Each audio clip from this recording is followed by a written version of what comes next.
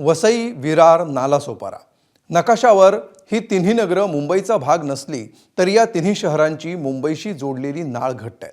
म्हणूनच जेव्हा ही शहरं थांबतात तेव्हा त्याचा फटका बऱ्याच प्रमाणात मुंबईलाही बसतो। आजही तसंच झालं। पावसानं या तिन्ही शहरांना वेढा दिला आणि तिथल्या रहिवाशांची कोंडी केली। कोणाच्या घरात पाणी शिरलं, कोणाचं दुकानातलं सामान वाहून नेलं, तर कोणाची वाहनं पाण्याखाली गेली। पावसानं वसई, विरार, नालासोपारा आणि पालघरची अवस्था कशी बिकट केली आहे बघूया। वसई,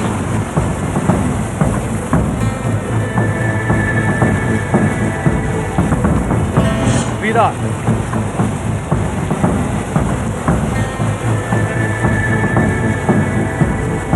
नालासोपारा, पालघर,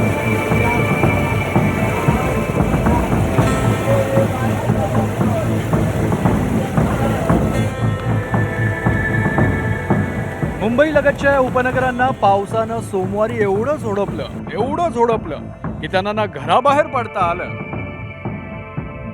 ना घरी स्वस्त बसता। कारण घराबाहेर पडायचं म्हटलं तर रस्ते, रेल्वे ट्रॅक पाण्यात।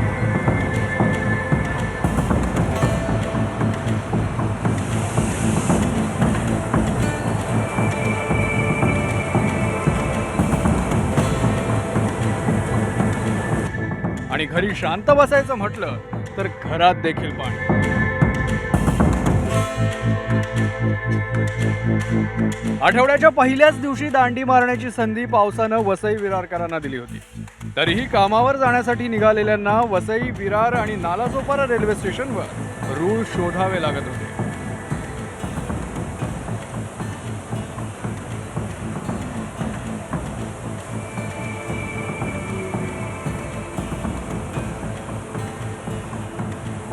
रात्रभर कोसळणाऱ्या मुसळधार पावसामुळे पश्चिम रेल्वेची वाहतूक बराच काळ विस्कळीत होती।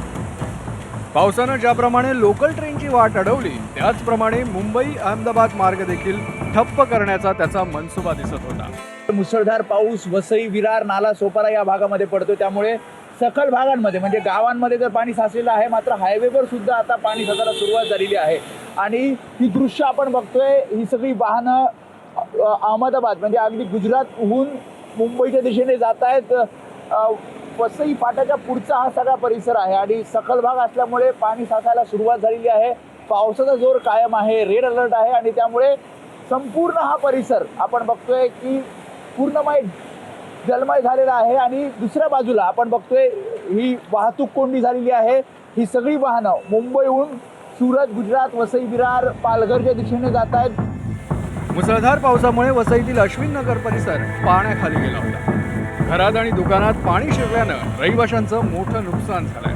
तसंच वसई पूर्वेकडील महावितरणाचं कार्यालय आणि वसाहत पूर्णपणे पाण्याखाली गेली होती। वसईच्या दिवाणमान इथं कमरे इतकं पाणी साचल्यानं नागरिकांनी पाण्याच्या टाकीचा होडी म्हणून वापर केला। वसईच्या चिंचपाडा परिसरातही रस्त्यावर मोठ्या प्रमाणात पाणी साचल्यानं गॅस सिलेंडर वाहतूक करणारा ट्रक पाण्यात अडकला। ट्रकला बाहेर काढण्यासाठी क्रेन मागवावी लागली। विरारच्या बोळिंज रोड परिसरातही पाणी साचल्यानं रस्त्यांना नदीचं स्वरूप आलंय। तळमजल्यावरील अर्धी करत चक्क पाण्याखाली गेली होती।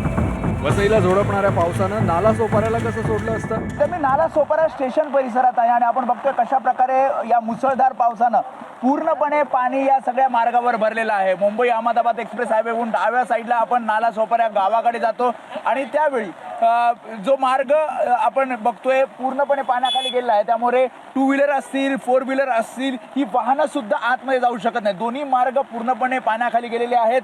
सखल भाग आहे, भरतीची वेळ आहे, मुसळधार पाऊस आहे आणि यामुळेच संपूर्ण हा परिसर नालासोपाऱ्याकडे जाणारा रस्ता हा पाण्याखाली गेलेला आपल्याला पाहायला मिळतो आणि लोक कसे मार्गस्थ होतात हे आपण बघतोय। अगदी कमरेपर्यंत पाणी आहे आणि या कमरेपर्यंत पाणी असताना यातनं लोक मार्ग काढतात। काही जणांनी फोर व्हीलर गाडी घेऊन जाण्याचा प्रयत्न केला, त्यांच्या सुद्धा गाड्या बंद पडल्यात आणि अतिशय धोकादायक हा सगळा प्रवास होऊ शकतो जर अशा प्रकारे गाड्या आतमध्ये घेऊन जातात। त्यामुळे प्रशासन सुद्धा सांगतंय गरज असेल तरच बाहेर पडा, अन्यथा बाहेर पडू नका। मुसळधार पावसानं पालघरच्या पश्चिम किनारपट्टीला चांगलंच झोडपलं। मुंबई अहमदाबाद राष्ट्रीय महामार्गावरील ढेकळे इथल्या रस्त्याला अक्षरशः नदीचं स्वरूप आलं होतं। या प्रवाहात एक आलिशान कार अडकली.